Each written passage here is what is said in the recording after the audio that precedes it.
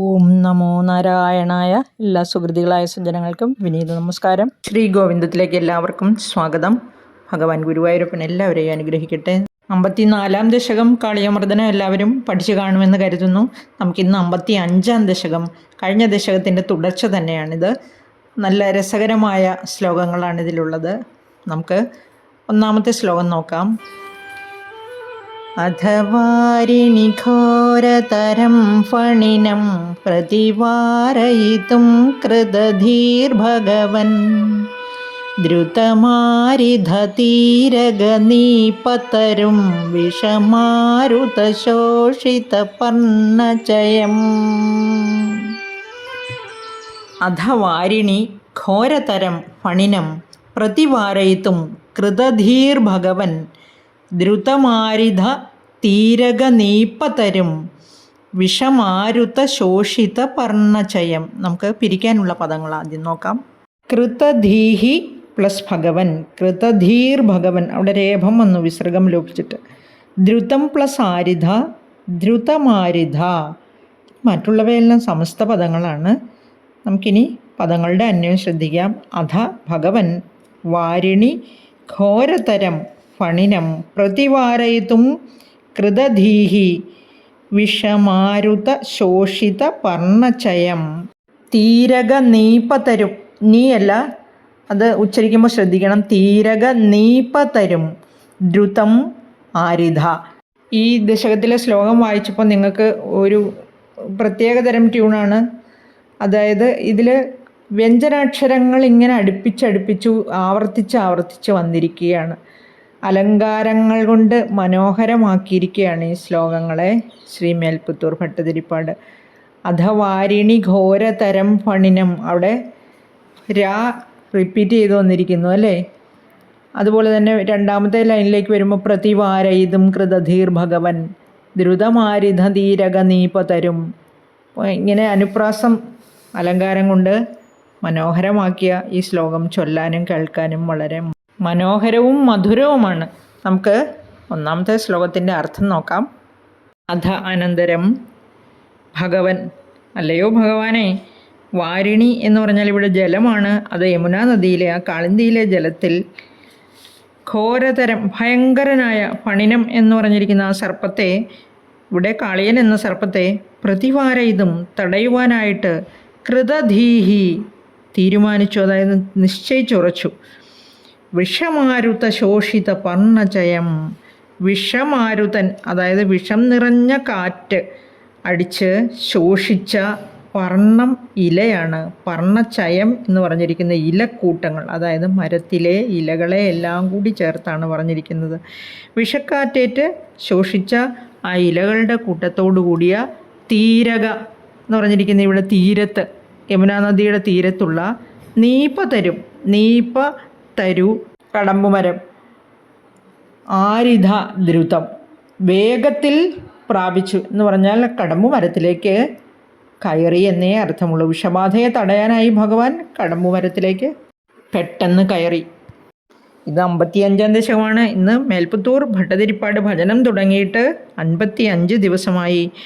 ഭഗവാനോട് ഇങ്ങനെ പറയുകയാണ്, അല്ലയോ ഭഗവാനെ, അങ്ങ് യമുനാ നദിയിലെ ജലത്തിനടിയിൽ കഴിയുന്ന ഭയങ്കരനായ ആ സർപ്പത്തെ, അതായത് കാളിയൻ എന്ന ഉഗ്രസർപ്പത്തെ തടയുവാനായിട്ട് നിശ്ചയിച്ചുറച്ച് വിഷക്കാറ്റേറ്റ് ഇലകളെല്ലാം ശോഷിച്ച്, അതായത് ഇലകളെല്ലാം നശിച്ച്, വിഷക്കാറ്റേറ്റ് ഇലകളെല്ലാം വാടിക്കൊഴിഞ്ഞു പോയി. അങ്ങനെ ശോഷിച്ച് നിൽക്കുന്ന ആ കടമ്പു മരത്തിലേക്ക് പെട്ടെന്ന് തന്നെ കയറിയല്ലോ, പ്രാപിച്ചുവല്ലോ എന്ന് ഭഗവാനോട് പറഞ്ഞിരിക്കുകയാണ്. ഇനി നമുക്ക് രണ്ടാമത്തെ ശ്ലോകം നോക്കാം. അധിരുഹ്യ പദാംബുരുഹേണ ച തം നവപല്ലവതുല്യമനോജ്ഞരുച ഹൃദവാരിണി ദൂരതരം ന്യപത പരിഘൂർണിതഘോരതരംഗഗണേ. അധിരുഹ്യ പദാംബുരുഹേണ ച തം നവപല്ലവതുല്യമനോജ്ഞരുച ഹൃദവാരിണി ദൂരതരം ന്യപത പരിഘൂർണിത ഘോരതരംഗഗണേ. ഇതിൽ പിരിക്കാനുള്ള പദങ്ങളൊന്നും കാണുന്നില്ല, എല്ലാം സമസ്ത പദങ്ങളാണ്. നമുക്കതുകൊണ്ട് തന്നെ നേരെ അന്വയത്തിലേക്ക് കിടക്കാം. നവപല്ലവ തുല്യ മനോജ്ഞ രുച. നവം പല്ലവ തുല്യം, അതാണ് നവപല്ലവ തുല്യം. മനോജ്ഞ രുച പദാംബുരുഹേണ തം അധിരുഹ്യ പരിഘൂർണിത ഘോരതരംഗഗണേ ഹ്രദവാരിണി ദൂരതരം ജ്ഞപതത് ച. നവം എന്ന് പറഞ്ഞാൽ പുതിയത് എന്നർത്ഥമുണ്ട്, 9 എന്നർത്ഥമുണ്ട് അല്ലേ. ഇവിടെ നവം പുതിയത് എന്നാണ്. പല്ലവം തളിരാണ്. തുല്യം, ആ പല്ലവം തളിരിനോട് തുല്യമായ. മനോജ്ഞം മനോഹരം. പദാംബുരുഹേണ ച തം എന്ന് പറഞ്ഞിരിക്കുന്ന, അതായത് പാദങ്ങൾ, കണ്ണൻ്റെ ആ ചെറിയ പാദങ്ങൾ താമരപ്പൂക്കൾ പോലെ മനോഹരമായിരുന്നു. മരത്തിലേക്ക് ചാടിക്കയറിയപ്പോൾ നമുക്ക് തോന്നും അത് ആ മരത്തിൽ വിരിഞ്ഞു നിൽക്കുന്ന പൂക്കളാണോ എന്ന്. അതുമല്ലെങ്കിൽ നമുക്കിങ്ങനെ പറയാം, മരത്തിൽ തളിരിട്ട് വന്ന പല്ലവ തുല്യമായ എന്ന് പറഞ്ഞിരിക്കുന്ന ആ പാദങ്ങൾ, മൃദുവായ പാദങ്ങൾ കാണുമ്പോൾ നമുക്ക് തോന്നും ആ കടമ്പു മരത്തിൽ പുതുതായി തളിരിട്ട് വന്ന ഇലകളാണോ എന്നും. നമുക്ക്, അതായത് തളിരിലകൾക്ക് പച്ച നിറമില്ല അല്ലേ, ഒരു ചെറിയ തവിട്ട് നിറത്തോടു കൂടിയ ഇലകളായിരിക്കും അത്. അതുകൊണ്ട് തന്നെ അങ്ങനെയും നമുക്ക് സംശയിക്കാം. ഇവിടെ നവപല്ലവ തുല്യ മനോജ്ഞ രുച എന്ന് പറഞ്ഞിരിക്കുകയാണ്. അതല്ലെങ്കിൽ താമരപ്പൂക്കൾ പോലെയുള്ള മനോഹരമായ മൃദുവായ പാദങ്ങൾ കടമ്പു മരത്തിൽ, ആ മരത്തിൽ പുതുതായി വിരിഞ്ഞു വന്ന പുഷ്പങ്ങൾ പോലെ ശോഭിച്ചു എന്നും വേണമെങ്കിൽ പറയാം. ഈ ഹ്രദവാരിണി ദൂരതരം എന്ന് പറഞ്ഞിരിക്കുന്നു. ഹ്രദവാരിണി എന്ന് പറഞ്ഞാൽ ഹൃദം ആഴമേറിയ എന്നാണ്. തം അതിലേക്ക്, അധിരുഹ്യ കയറിയിട്ട്, പരിഘൂർണിത ഇളകിമറിയുന്ന, ഘോരതരംഗഗണേ ഭയങ്കരമായ തിരമാലകൾ, ഇങ്ങനെ ഇളകിമറിയുന്ന ഉയർന്നു പൊങ്ങുന്ന തിരമാലകൾക്കിടയിലേക്ക്, ഹ്രദവാരിണി ആഴമുള്ള ജലമാണ്, കയമാണ്, ആ ജലത്തിലേക്ക് ദൂരതരം ദൂരെ നിന്നും ജ്ഞപതച്ച അങ്ങ് പതിച്ചുവല്ലോ, പതിക്കുകയും ചെയ്തുവല്ലോ. ച എന്ന് പറഞ്ഞാൽ ഓൾസോ, ആൻഡ് ടു എന്നൊക്കെ അർത്ഥമുണ്ട്. ഭഗവാന്റെ കാൽപാദങ്ങൾ കടമ്പുവനത്തിൽ കണ്ടപ്പോൾ തോന്നിയത് മേൽപ്പുത്തൂർ നമ്മളോട് പറഞ്ഞിരിക്കുന്നതാണ്. ആ മരത്തിലുണ്ടായ പുതിയ തളിരിലകളാണോ എന്ന് തോന്നും. അതല്ല, ചെറിയ താമരപ്പൂക്കൾ പോലെയുള്ള മനോഹരമായ പാദങ്ങളായതുകൊണ്ടാണ്, ആ താമരമുട്ടുകളാണോ എന്നും വേണമെങ്കിൽ നമുക്ക് സംശയിക്കാം. കവിത വായിക്കുമ്പോൾ എപ്പോഴും നമുക്ക് നമ്മുടേതായ ഭാവനയിൽ കൂടി സഞ്ചരിച്ച് നമ്മുടേതായ വർണ്ണനകൾ സങ്കല്പിച്ചെടുക്കാവുന്നതാണ്. ഇവിടെ അർത്ഥം മനസ്സിലായി കാണുമെന്ന് വിചാരിക്കുന്നു. മനസ്സിലായാലും ഇല്ലെങ്കിലും കമൻറ്റ് ബോക്സിൽ ഒന്ന് രേഖപ്പെടുത്താൻ മറക്കണ്ട. സംശയങ്ങളുണ്ടെങ്കിൽ ചോദിക്കുക. അതുപോലെ നിങ്ങളുടേതായ അഭിപ്രായങ്ങളാണല്ലോ കമൻറ്റ് ചെയ്യുന്നത്. നിങ്ങൾക്ക് മറ്റ് അഭിപ്രായങ്ങളോ ഉപമകളോ ഒക്കെ ഉണ്ടെങ്കിൽ അതും രേഖപ്പെടുത്താവുന്നതാണ്. ആ കാളിയൻ്റെ അഹങ്കാരം ശമിപ്പിക്കുന്നതിനായി ഭഗവാൻ കടമ്പു മരത്തിൽ നിന്ന് ഇളകിമറിയുന്ന തിരമാലകൾക്കിടയിലേക്ക് വളരെ ആഴത്തിലേക്കാണ് അങ്ങ് പതിക്കുന്നത്. അപ്പോൾ ഇനി ബാക്കി അടുത്ത 3-ാമത്തെ ശ്ലോകത്തിൽ കൂടി നമുക്ക് നോക്കാം. ശ്രദ്ധിക്കൂ. ഭുവനത്രയഭാരഭൃതോ ഭവതോ ഗുരുഭാരവികമ്പി വിജൃംഭിജലാ പരിമജ്ജയതി സ്മ ധനുശതകം തടിനീ ഝടിതി സ്ഫുടഘോഷവതി. ഭുവനത്രയഭാരഭൃതോ ഭവതോ ഗുരുഭാരവികമ്പി വിജൃംഭിജലാ പരിമജ്ജയതി സ്മ ധനുശതകം തടിനീ ഝടിതി സ്ഫുടഘോഷവതി. ശ്ലോകത്തിലെ 1-ാമത്തെ വരെ ശ്രദ്ധിക്കൂ. ഭുവനത്രയ ഭാരഭൃത എന്നുള്ളതാണ് ഭൃതോ എന്നായിരിക്കുന്നത്. അതുപോലെ തന്നെ ഭവതഃ എന്ന അതിലെ വിസർഗം ലോപിച്ചിട്ട് ഭവതോ എന്നായി. പിന്നീട് ഗുരു ഭാരവികമ്പി വിജൃംഭിജല എന്ന് പറഞ്ഞിരിക്കുന്നു. ഇത്രയുമാണ് ഇതിൽ കഠിന പദങ്ങളായിട്ടുള്ളത്. ബാക്കിയെല്ലാം സമസ്ത പദങ്ങളാണ്. ഈ പദങ്ങളുടെ അന്വയം എങ്ങനെയാണെന്ന് ശ്രദ്ധിക്കാം. ഭുവനത്രയ ഭാരഭൃത ഭവതഃ ഗുരുഭാരവികമ്പി വിജൃംഭിജല സ്ഫുടഘോഷവതി തടിനീ ഝടിതി ധനു ശതകം പരിമജ്ജയതി സ്മ. ഇവിടെ ഭുവനത്രയം എന്ന് പറഞ്ഞിരിക്കുന്ന ത്രയം 3 ഭുവനം ലോകമാണ്. 3 ലോകങ്ങളുടെയും ഭാരഭൃത ഭാരം വഹിക്കുന്നവനായ ഭവതഃ അങ്ങയുടെ ചാട്ടത്തിനെ പറ്റിയാണ് പറയുന്നത്. ഗുരുഭാര വികമ്പി വിജൃംഭി ജല. ഗുരുഭാരം എന്ന് പറഞ്ഞിരിക്കുന്ന വലിയതായ ഭാരം എന്നാണ് അർത്ഥം. അതായത് 3 ലോകങ്ങളുടെയും ഭാരം വഹിക്കുന്ന ഭഗവാൻ എന്ന് പറയുമ്പോൾ അത്രയും ഭാരം ഭഗവാനിൽ നിക്ഷിപ്തമാണ് എന്നർത്ഥം. വികമ്പി വിജൃംഭി ജല, ആ ജലത്തിലെ പ്രകമ്പനത്തിനെയാണ്. ഇളകിമറിയില്ലേ ഇത്രയും ഭാരം ചെന്ന് വീഴുമ്പോൾ? നമ്മളൊരു പാത്രത്തിലെ ജലത്തിലേക്ക് കല്ലെടുത്തിട്ടാൽ അത്രയും വെള്ളം ഇങ്ങനെ ഉയർന്നു പൊങ്ങി. നമ്മൾ ഓളിയൊക്കെ പഠിക്കുമ്പോൾ പണ്ട് ചെറിയ ക്ലാസ്സുകൾ മുതൽ പഠിച്ചിട്ടുണ്ട്. അതുതന്നെയാണ് ഇവിടെ ഭഗവാന്റെ ആ ഭാരം യമുനാ നദിയിലേക്ക് പതിച്ചപ്പോൾ ജലം പ്രകമ്പനം കൊണ്ട് വികസിച്ച് വിജൃംഭിക്കുക എന്നുള്ളതിൻ്റെ അർത്ഥം പല അർത്ഥങ്ങളുണ്ട്. അതെല്ലാം ഞാൻ വിവരിച്ചിട്ടുണ്ട് മുൻപ് തന്നെ. ഇവിടെ ജലം ഉയർന്നു പൊങ്ങി, ആ ജലത്തിൻ്റെ അളവ് വർദ്ധിക്കുന്നത് പോലെ നമുക്ക് തോന്നില്ലേ? ആ വളരെ വലുതായ ഭാരമാണ്. അതുകൊണ്ട് നമ്മൾ വിചാരിക്കുന്ന പോലെ ചെറുതായ ഒരു പ്രകമ്പനമല്ല, വളരെ വലിയ പ്രകമ്പനമാണ്. 3 ലോകങ്ങളും പതിച്ചിരിക്കുന്നത് പോലെ നമ്മൾ അത്ര വലിയ ഒരു ഭാരം ജലത്തിലേക്ക് പതിച്ച് ജലം ഇങ്ങനെ ഉയർന്നു പൊങ്ങി വികസിച്ച് വിജൃംഭിക്കുക എന്ന് പറഞ്ഞാൽ ഇവിടെ ഇളകി മറിഞ്ഞ് ഉയർന്നു പൊങ്ങിയെന്നേ അർത്ഥമുള്ളൂ. അപ്പോൾ അങ്ങനെ ഉയർന്നു പൊങ്ങിയ ജലത്തോടു കൂടിയ യമുനാ നദി, അതാണ് തടിനി. ആ നദിയാണ് പറഞ്ഞിരിക്കുന്നത്. സ്ഫുടഘോഷവതി തടിനി, സ്ഫുടമായ ശബ്ദത്തോടു കൂടി ആണ് ഘോഷവതി എന്ന് പറഞ്ഞിരിക്കുന്നത് ഇവിടെ. സ്ഫുടഘോഷവതി. ഈ ഘോഷവർണ്ണങ്ങൾ എന്ന് കേട്ടിട്ടുണ്ടാവും നിങ്ങൾ. അതായത് അക്ഷരമാലയിലെ ആ വ്യഞ്ജനാക്ഷരങ്ങളുടെ ക്രമം ഇങ്ങനെയാണ്: ക, ഖ, ഗ, ഘ, ങ. ഇങ്ങനെ പറയുമ്പോൾ ആദ്യത്തേത് ഖരം, രണ്ടാമത്തേത് അധിഖരം, മൂന്നാമത്തേത് മൃദു, നാലാമത്തേത് ഘോഷവർണം. അപ്പം ഈ 4ാമത് ഉച്ചരിക്കുന്ന ശബ്ദം വളരെയധികം ഫോഴ്സ് ഉപയോഗിച്ചാണ് നമ്മൾ പറയുന്നത് ഘ. ഈ ഘോഷത്തിൻ്റെ ഘ ഘോഷവർണ്ണമാണ്.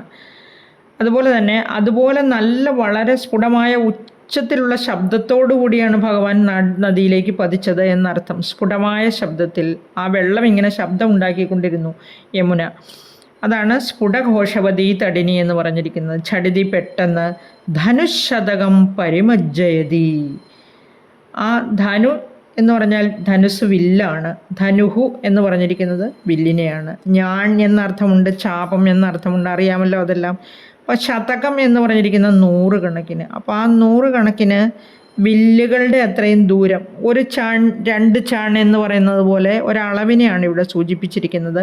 അത്രയും ദൂരം ജലം ഇങ്ങനെ പരിമജ്ജയതി എന്ന് പറഞ്ഞിരിക്കുന്നത് താഴേക്ക് താഴേക്ക് മുക്കിക്കളഞ്ഞുവല്ലോ. പരിമജ്ജയതി സ്മ. അപ്പം താഴേക്ക് ഭഗവാൻ ഇങ്ങനെ കുതിച്ചു ചാടി, ഭാരം കൊണ്ട് തന്നെ ഇങ്ങനെ ഭാരമുള്ള വസ്തുക്കൾ താഴേക്ക് എറിയുകയോ ഇടുകയോ ചെയ്യുമ്പോൾ അത് വെള്ളത്തിലേക്ക് അങ്ങ് താഴ്ന്നു പോവില്ലേ? ഭഗവാനും അതുപോലെ തന്നെ വെള്ളത്തിലേക്ക് താഴ്ന്നു പോയി എന്നേ അർത്ഥമുള്ളൂ. അല്ലയോ ഭഗവാനെ, അങ്ങ് കടമ്പുവരത്തിലേക്ക് കയറി യമുനയുടെ ആഴത്തിലേക്ക് കുതിച്ചു ചാടിയപ്പോൾ 3 ലോകങ്ങളുടെയും ഭാരം വഹിക്കുന്നവനായ ഭഗവാനാണ് ചാടിയിരിക്കുന്നത്. ആ ജലത്തിലേക്ക് കുതിച്ചു ചാടിയപ്പോൾ ആ ജലം ഉയർന്നു പൊങ്ങി ഇളകി മറിഞ്ഞ് 100 കണക്കിന് ഞാൻ ദൂരം ഉയർന്നു പൊങ്ങി ജലം. അതുപോലെ തന്നെ ഭഗവാനും കൂടുതൽ താഴേക്ക് മുങ്ങിപ്പോയി എന്നാണ് ഈ ശ്ലോകത്തിൻ്റെ അർത്ഥം. ഇനി നമുക്ക് 55-ാം ദശകമായ ഈ കാളിയമർദ്ദനത്തിലെ 4ാമത്തെ ശ്ലോകം നോക്കാം. അധദിക്ഷു വിദിക്ഷു പരിക്ഷുഭിത ഭ്രമിതോദരവാരി നിനാദഭരൈ ഉദകാദുദഗാദുരഗാധിപതിസ്ത്വദുപാന്തമശാന്തരുഷാന്ധമനാഃ. അധ ദിക്ഷു വിദിക്ഷു പരിക്ഷുഭിത ഭ്രമിതോദരവാരിനിനാദഭരൈഃ ഉദകാദുദഗാദുരഗാധിപതിസ്ത്വദുപാന്തമശാന്തരുഷാന്ധമനാഃ.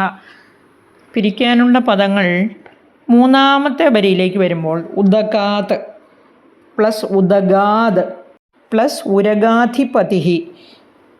അതാണ് ഉദഗാദുരഗാധിപതി.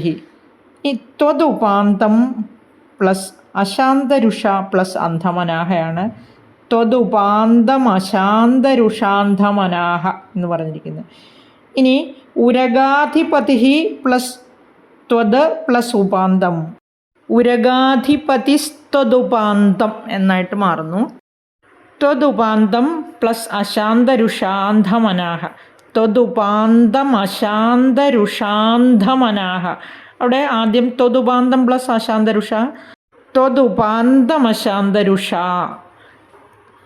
ഈ അശാന്തരുഷ പ്ലസ് അന്ധമനാഹ എന്ന് വരുമ്പോൾ അശാന്തരുഷാന്ധമനാഹ. നമുക്ക് പദങ്ങളുടെ അന്വയം നോക്കാം. അധ ദിക്ഷു വിദിക്ഷു പരിക്ഷുഭിത ഭ്രമിതോദരവാരി നിനാദഭരൈഹി. അശാന്തരുഷാന്ധമനാഹ ഉരഗാധിപതിഃ ത്വത് ഉപാന്തം ഉദഗാത് ഉദഗാത്. ഇനി നമുക്ക് സാരാംശം എങ്ങനെയാണെന്ന് നോക്കാം. ഇവിടെ അധ അനന്തരം ദിക്ഷു ദിക്കുകളിലെല്ലാം, അതുപോലെ തന്നെ വിദിക്ഷു. വിദിക്ഷു എന്ന് പറഞ്ഞിരിക്കുന്ന ദിക്കുകൾ 8 ദിക്കുകൾ എന്ന് നമ്മൾ പറയും അല്ലേ. ആ 8 ദിക്കുകൾക്കും ഇടയിലുള്ള സ്ഥലത്തിനെയാണ് വിദിക്ഷു എന്ന് പറഞ്ഞിരിക്കുന്നത്. അങ്ങനെ പറയുമ്പോൾ എല്ലാ സ്ഥലങ്ങളും എന്നായില്ലേ. സർവത്ര പരിക്ഷുഭിത ഭ്രമിതോദര വാരി നിനാദഭരൈഹി. പരിക്ഷുഭിതം എന്ന് പറഞ്ഞിരിക്കുന്ന പ്രകമ്പനം. ആ ജലത്തിലേക്ക് ഭഗവാൻ ചാടിയല്ലോ. ആ ചാടിയപ്പോൾ ഇളകി മറിയുന്ന, അത് ക്ഷുഭിതമായി നദിയിലെ ജലം. ഭ്രമിതം എന്ന് പറഞ്ഞിരിക്കുന്ന ചുറ്റിത്തിരിഞ്ഞു, തിരമാലകളെല്ലാം ദിശ വിട്ട് ചുറ്റിച്ചിരിഞ്ഞു. അതുപോലെ തന്നെ ഭ്രമിതോദരം, ഉദരം വാരി. ഇവിടെ യമുനാ നദിയുടെ വയറ് എന്ന് പറയുന്നത് നദി തന്നെയാണ്, നദിയിലെ ജലത്തിനെയാണ്, നദിയുടെ അന്തർഭാഗമാണ്. വാരിജലം നിനാദഭരൈഹി, നിനാദം ശബ്ദം, നിനാദഭരൈഹി ജലം ഇളകി മറിയുമ്പോൾ അതും ഇത്രയും വലിയ അളവിൽ ജലം ഉയർന്നു പൊങ്ങി ചുറ്റിത്തിരിയുമ്പോഴൊരു ശബ്ദം ഉണ്ടാകുമല്ലോ, അതാണ് പറഞ്ഞിരിക്കുന്നത്. ആ ശബ്ദത്തിൻ്റെ ആധിക്യത്താൽ അശാന്തരുഷാന്ധമനാഹ, അശാന്തമായി തീർന്നു. ആര്? നമ്മുടെ കാളിയൻ. രുഷ എന്ന് പറഞ്ഞാൽ ക്രോധമാണ്, ദേഷ്യമാണ്. അന്ധമനാഹ, മനസ്സ് അന്ധമായി തീർന്നു എന്ന് പറഞ്ഞാൽ വിവേകശൂന്യനായി തീർന്നു. അവിടെ അസ്വസ്ഥനായി കാളിയൻ. അതിനകത്ത് സുഖമായി താമസിച്ചുകൊണ്ടിരുന്ന കാളിയൻ എന്ന ഉഗ്രസർപ്പം ഭഗവാൻ ജലത്തിലേക്ക് ചാടിയപ്പോഴുണ്ടായ ആ പരിണിത ഫലത്താൽ ജലം ഇളകി മറിയുന്നു. വളരെ വലിയ ശബ്ദത്തോടുകൂടി ചുറ്റിത്തിരിയുന്ന ജലത്തിനടിയിൽ കാളിയൻ വളരെ അസ്വസ്ഥനായി, മനസ്സിൽ വിവേകം നഷ്ടപ്പെട്ട് അനന്യമനസ്കനായി തീർന്നു. ഉരഗാധിപതി കാളിയൻ, ഉരകങ്ങളുടെ അധിപതിയാണ്, നായകനാണ്. അതുകൊണ്ടാണ് ഉരഗാധിപതി എന്ന് പറഞ്ഞിരിക്കുന്നത്. ത്വത് ഉപാന്തം, അങ്ങയുടെ അടുത്തേക്ക്.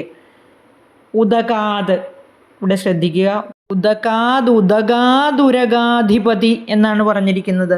ആദ്യത്തെ ഉദകാത് എന്ന് പറഞ്ഞാൽ ആ കായാണ്, ഉദകം ജലമാണ്. ഉദകാത് എന്ന് പറഞ്ഞാൽ ജലത്തിൽ നിന്നും, ഉദകാത് എന്ന് പറഞ്ഞാൽ ഉയർന്നു വന്നു എന്നാണ് അർത്ഥം. ആ ജലത്തിലടിയിൽ അങ്ങനെ സുഖമായി താമസിച്ചുകൊണ്ടിരുന്ന കാളിയൻ ഭഗവാന്റെ അടുത്തേക്ക്, ത്വതുപാന്തം, അങ്ങയുടെ അടുത്തേക്ക് ഉയർന്നു വന്നുവല്ലോ ജലത്തിൽ നിന്നും എന്ന് മേൽപ്പത്തൂർ പറഞ്ഞിരിക്കുകയാണ്. ഭഗവാനോട് ഇങ്ങനെ ഇരുന്ന് സംസാരിച്ചുകൊണ്ടിരിക്കുക. ഇത് ശ്ലോകമായിട്ട് എഴുതുന്നുമുണ്ട്, ഇങ്ങനെ പറയുന്നുമുണ്ട്. ഇത് ഭജനമാണ്. ഭഗവാന്റെ കഥകൾ ഇങ്ങനെ വർണ്ണിച്ച് ഭഗവാനെ സേവിക്കുകയാണ് മേൽപ്പത്തൂർ. ഇവിടെ പ്രത്യേകിച്ച് പറയാനുള്ള ഒരു കാര്യം, ആ കാളിയൻ ജലത്തിൻ്റെ അന്തർഭാഗത്ത് വസിക്കുകയായിരുന്നു അല്ലേ. അങ്ങ് അടിത്തട്ടിൽ വളരെ നമ്മൾ വിചാരിക്കുന്ന പോലെ ഒരു ചെറിയ തോടും ചെറിയ കുളവും അല്ലെങ്കിൽ ചെറിയൊരു നദിയല്ല, വളരെ ആഴമുള്ള കയത്തിലേക്കാണ് കാളിയൻ എന്ന ഉഗ്രസർപ്പം. അതുപോലെ തന്നെ ഭക്തന്മാരായ നമ്മളെല്ലാം കാണുന്നതും വായിക്കുന്നതും മനസ്സിൽ കാണുന്നതും നമ്മുടെ എല്ലാം വെണ്ണക്കണ്ണനായ ഉണ്ണിക്കണ്ണനെയാണ്. ആ കണ്ണൻ കാളിയൻ എന്ന സർപ്പത്തിൻ്റെ ആ ഫണത്തിന്മേൽ നിന്ന് നൃത്തം ചെയ്യുന്ന കണ്ണനെയല്ലേ നമ്മളെല്ലാം സങ്കല്പിക്കുന്നത് നമ്മുടെ മനസ്സിൽ. ഇവിടെ 3 ലോകങ്ങളുടെയും ഭാരം വഹിക്കുന്നവൻ എന്ന് പറഞ്ഞാൽ അത്രയും ഭാരമുള്ള കണ്ണനാണ് അങ്ങോട്ട് ചാടിയിരിക്കുന്നതെന്ന് മനസ്സിലാക്കണം. എന്നിട്ട് ചാടി ജലത്തിൻ്റെ അടിത്തട്ടിൽ ചെന്നു, അവിടെ നിന്ന് ഉയർന്നു വരികയാണ്. അപ്പോൾ ഇവിടെ വേറെ ആധ്യാത്മിക തലത്തിലേക്ക് പോവുകയാണെങ്കിൽ നമ്മുടെ മൂലാധാരത്തിൽ നിന്നും ആ കുണ്ടലിനി ശക്തിയെ ഇളക്കി ഉണർത്തി ആ ജലം തിളച്ചു മറിഞ്ഞു പൊങ്ങി വന്നു എന്ന് പറഞ്ഞല്ലോ. വിജൃംഭിതമായി, വികമ്പി വിജൃംഭി ജല എന്ന് പറഞ്ഞു. അതുപോലെ ഈ കുണ്ടലിനി ശക്തിയെ മൂലാധാരത്തിൽ നിന്നും ഉണർത്തി ഏറ്റവും മുകളിലെ സഹസ്രാര പത്മത്തിലേക്ക് ഉയർത്തി എത്തിക്കുന്നത് പോലെയാണ് ഇവിടെ സങ്കല്പിച്ചിരിക്കുന്നത്. അതുകൊണ്ട് നമ്മളുടെ എല്ലാം ഉള്ളിലെ ആ കുണ്ടലിനി ശക്തിയെ ജാഗ്രതാക്കി ഭഗവാനിലേക്ക് അടുപ്പിക്കാനുള്ള ഒരു ശ്രമമാണ് ഇവിടെ നാം നടത്തേണ്ടത്. ഇനി നമുക്ക് അടുത്ത ശ്ലോകം, അതായത് 5ാമത്തെ ശ്ലോകം നോക്കാം. ഫണശൃംഗസഹസ്രവിനിസൃമരജ്വലദഗ്നികണോഗ്രവിഷാംബുധരം പുരതഃ ഫണിനം സമലോകയഥാ ബഹുശൃംഗിണമഞ്ജനശൈലമിവ ഫണശൃംഗസഹസ്രവിനിസൃമരജ്വലദഗ്നികണോഗ്രവിഷാംബുധരം പുരതഃ ഫണിനം സമലോകയഥാ ബഹുശൃംഗിണമഞ്ജനശൈലമിവ. ഈ ശ്ലോകത്തിൽ പിരിക്കാനുള്ള കഠിനപദങ്ങളൊന്നും തന്നെ കാണുന്നില്ല. എല്ലാം സിമ്പിളായിട്ടുള്ള വേർഡ്സാണ്. സമലോകയഥാഹ എന്ന് പറഞ്ഞിരിക്കുന്നത് അവിടെ വിസർഗം ലോപിച്ചു പോയിരിക്കുകയാണ്. അതുപോലെ ബഹുശൃംഗിണം പ്ലസ് അഞ്ജനശൈലം പ്ലസ് ഇവ, ബഹുശൃംഗിണമഞ്ജനശൈലമിവ. നമുക്കിനി വാക്കുകളുടെ അന്വയം നോക്കാം. ഫണശൃംഗസഹസ്രവിനിസൃമരജ്വലദഗ്നികണോഗ്രവിഷാംബുധരം. ഫണിനം ബഹുശൃംഗിണം അഞ്ജനശൈലം ഇവ പുരതഃ സമലോകയഥാഹ. നമുക്കറിയാം കാളിയന് അനേകം ഫണങ്ങളുണ്ട്. ഫണം എന്ന് പറഞ്ഞാൽ പാമ്പിൻ്റെ പത്തിയാണ്. ഇങ്ങനെ വിരിച്ച് നിൽക്കുന്ന അനന്തനെയും അതുപോലെ കാളിയനെയും എല്ലാം നമ്മൾ കണ്ടിട്ടുണ്ട്. ഇവിടെ കാളിയന് സഹസ്രം മീൻസ് 1000 ഫണങ്ങളുണ്ട്. കാളിയൻ്റെ ആ 1000 ഫണങ്ങളിൽ നിന്നും വിനിസൃമരം പുറപ്പെടുന്ന ജ്വലദഗ്നി കണോഗ്രവിഷാംബുധരം. ജ്വലദഗ്നി എന്ന് പറഞ്ഞിരിക്കുന്നത് ജ്വലിക്കുന്ന അഗ്നി, കണം തുള്ളി, ഉഗ്രവിഷം നിറഞ്ഞ അമ്പു ജലം, ധരം ധരിച്ചിരിക്കുന്നു, അതായത് വഹിച്ചിരിക്കുന്നു. അഗ്നിജ്വാലകൾ മാത്രമല്ല ഉഗ്രവിഷ തുള്ളികളും പുറത്തേക്ക് വമിച്ചു എന്നർത്ഥം. ഫണിനം സർപ്പത്തെ, ബഹുശൃംഗിണം ബഹു അനേകം, ശൃംഗം കൊടുമുടി, ബഹുശൃംഗിണം അനേകം കൊടുമുടികളുള്ള, അഞ്ജനശൈലമിവ അഞ്ജനപർവ്വതം പോലെ, ശൈലം പർവ്വതം, അഞ്ജനശൈലം പോലെ, പുരതഃ മുമ്പിൽ, സമലോകയഥാഹ അതായത് വ്യക്തമായിട്ട് കണ്ടു. അതായത് ആ സഹസ്രഫണങ്ങളിൽ നിന്നും അഗ്നിജ്വാലകളും വിഷവും വമിപ്പിച്ചുകൊണ്ട് അങ്ങനെ നിൽക്കുന്ന കാളിയനെ, ആ സഹസ്രഫണങ്ങളോടുകൂടി വലിയ രൂപത്തിൽ നിൽക്കുന്ന കാളിയനെ കണ്ടപ്പോൾ അനേകം കൊടുമുടികൾ നിറഞ്ഞ അഞ്ജനശൈലം പോലെ ഭഗവാൻ മുൻപിൽ കണ്ടു എന്നാണ് പറഞ്ഞിരിക്കുന്നത്. കാളിയൻ സഹസ്രഫണങ്ങളോട് കൂടിയ ഭീകരരൂപിയായ ഒരു കറുത്ത സർപ്പമാണ്. ഈ ദശകത്തിൽ 10 ശ്ലോകങ്ങളെ ആകെയുള്ളൂ. അതിൽ 5ാമത്തെ ശ്ലോകമാണ് ഇപ്പോൾ പറഞ്ഞത്. നമുക്കിനി 6ാമത്തെ ശ്ലോകം അടുത്ത വീഡിയോയിൽ മതിയല്ലോ അല്ലേ? നിങ്ങൾ ആദ്യമായിട്ടാണ് ഈ ചാനൽ കാണുന്നതെങ്കിൽ സബ്സ്ക്രൈബ് ചെയ്യാൻ മടിക്കരുത്. അതുപോലെ തന്നെ നിങ്ങളുടെ സുഹൃത്തുക്കൾക്കും അതുപോലെ തന്നെ ബന്ധുക്കൾക്കും ഷെയർ ചെയ്യാൻ മറക്കരുത്. എല്ലാവർക്കും നന്ദി, നമസ്കാരം. ഭഗവാൻ ഗുരുവായൂരപ്പൻ എല്ലാവരെയും അനുഗ്രഹിക്കട്ടെ. കമൻസ് നെഗറ്റീവാണെങ്കിലും പോസിറ്റീവാണെങ്കിലും എന്തെങ്കിലും ഒന്ന് രേഖപ്പെടുത്തുമല്ലോ. നന്ദി, നമസ്കാരം.